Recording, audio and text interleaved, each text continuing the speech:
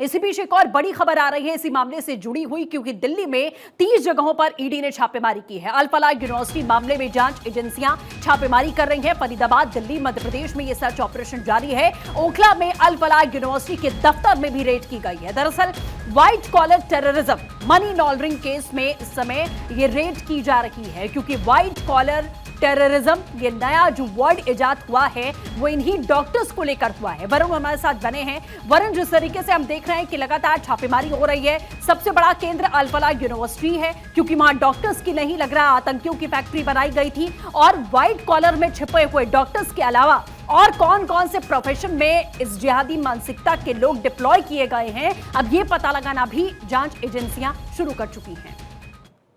बिल्कुल बेहद महत्वपूर्ण हो जाता है, क्योंकि अल फलाह यूनिवर्सिटी ही शुरू से पूरा एपिक सेंटर था।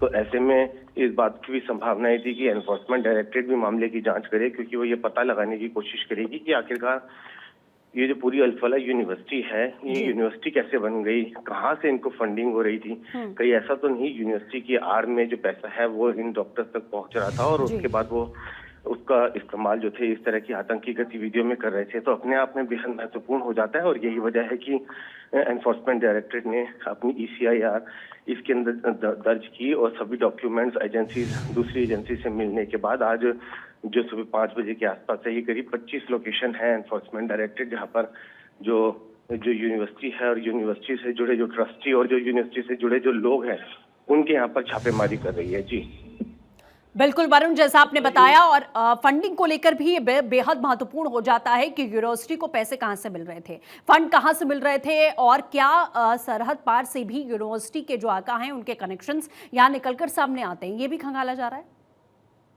जी बिल्कुल, निश्चित तौर पर, क्योंकि एनफोर्समेंट डायरेक्टरेट अब इसकी जांच कर रही है तो किस तरीके से विदेशों से फंडिंग हो रही थी। अब तक की जो दूसरी एजेंसीज ने जांच करी है तब पता चला है कि ये लगातार पाकिस्तान और दुबई और टर्की से लेकर कई देशों में बैठे लोगों के संपर्क में थे।